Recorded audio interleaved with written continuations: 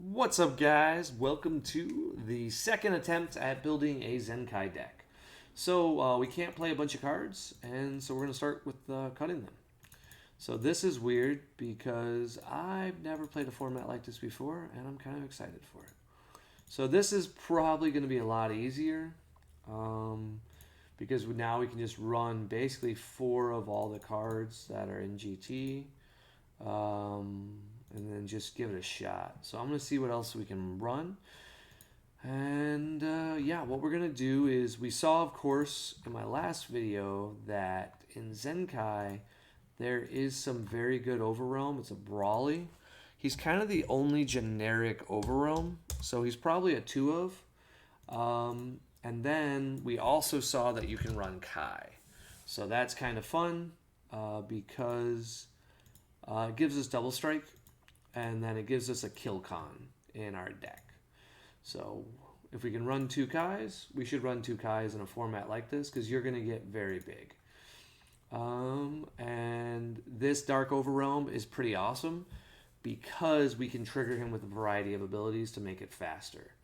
Now you can already see the issue. We don't have enough cards in our deck. So we got to see what we can run. We're going to look up Zenkai. And mostly this is just fodder. We're going to see what cards we can even run. I think, yep, you have to be pan for that one to go down. That doesn't help. We already have 4. Now this is an interesting one. So you don't gain the effect if your leader is not pan. Dang. Is this a GT though? Trying to figure out if he's a GT for his trait. Son Goku GT. Okay, so it is another GT. I might run it just to run it. Like it's a 5K. I think there's better cards, but I'm just going to throw in what's viable and we'll play around with it from here. Because like this is technically a GT as well. But I would much rather have... Nope, I would never play this card. So in these situations, we'll just play the Son Goku. And that's just if we need a body. Can we play this ball? Nope. I mean, I could play it, but what's the point? It doesn't do anything. This card's viable. We already have SS4 Triumphant, right? I'm going to double check it. But now we just run 4 of this card. So this is a much slower format. Oh, yeah. I'm running the SPR.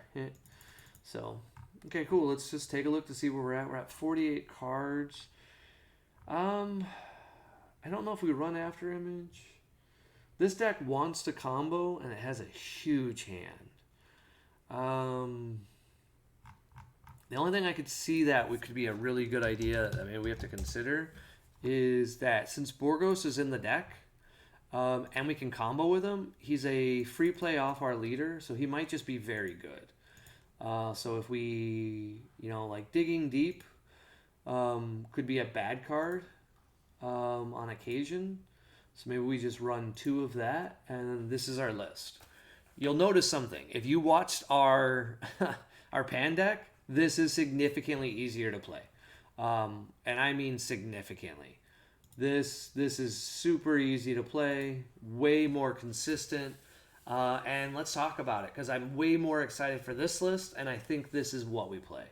Pan is an easier deck to pilot and has an alternative Awaken that is much easier to cast. But this deck has Tutor, and it has built-in stuff that I really like.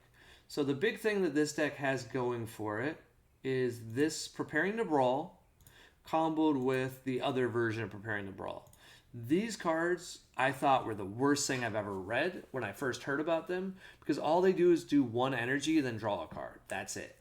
But even on your turn 1, if you don't have any other viable plays, which is going to happen a lot, because we only have this guy as our turn 1, and unless we want to combo with a card, which we might combo and rival these cards, like during our opponent's turn.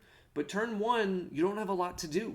But thanks to these cards, you have more to do. Then your Gogeta becomes better, because Gogeta, people are going to have to attack it. It's very just good. And then the last thing that makes this deck so consistent is its alternative Awaken. So as you see here, it has 2 requirements. You have to have a Vegeta and a Goku. And if you look at our numbers, we have a lot of both. I honestly wonder if we're going to mill out. Hopefully there's no mill in the format I don't know about, because you only have 50 viable targets. I think you'll be fine because we are so aggressive. But there's one thing I'm noticing. I don't have an Overrealm in here, so let's fix that. Ooh, that's amazing. We still have our SER. So I don't think any of these, I'll double check the list, but I'm not going to run any TPs, as I said, for this format. It's meant to be fun. If they do an online event and everyone's had a chance to get them. But I felt bad sometimes when I have cards that other people don't, because I buy mine on eBay, because I'd rather have them than not. Lesson I learned when I was a child. I used to play Dragon Ball Score, and I used to play, and one of the guys I used to play against was a doctor. And man, that guy had everything all the time. And it was kind of annoying as a kid because I was like, oh, it's so unfair. But now as an adult, I get it. Like, right? Like, you work hard, just buy the stuff you want, and then don't chase it.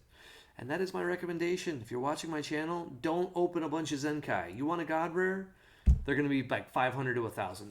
Don't be crazy. All right, that being said, let's move on. Okay, so we have 2 ways to win that make this deck so insane. Let's talk about both of them. So the first thing we have that makes our deck so insane is we got this Gogeta, okay?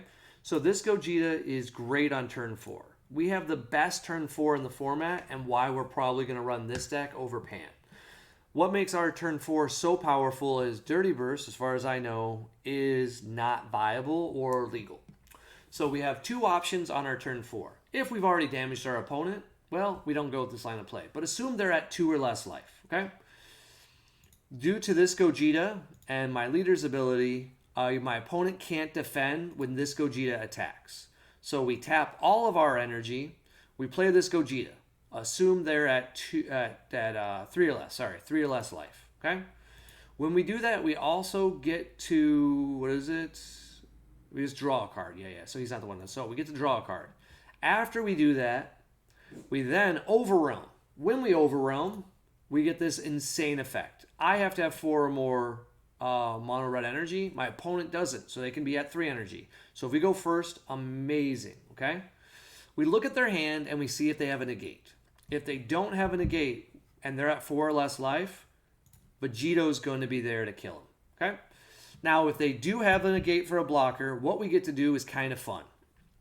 What we get to do first is swing with Vegito. Assuming they only have 1 negate that creates a blocker, that's perfectly okay. Because then they're going to take a life, and when they do that, we're then going to attack that card with SS4 Gogeta, killing it off the board. He'll restand, and then now we can go in with our triple striker.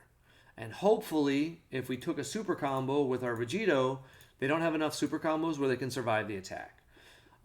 If at that point they still can survive, that's okay. It's not going to be the end of the world for us because we swing with our leader. And then if we want to, we have 2 lines of play that are awesome. We can just go super mode and become our big old Gogeta here. And if we get to become big Gogeta, big Gogeta. Jeez, that's going to get clipped by somebody. Anyway, a big Gogeta. Then we don't have to worry about dying this next turn. Against Sin, against anybody, we're 100k. If we have 4 or more life, we can literally just pass the turn, and then our Gogeta won't die because it currently skips the battle step. So his built-in effect is that at the start of your charge phase, he just dies. So we get to keep him out. So then we'll be able to just basically do the exact same line of play again.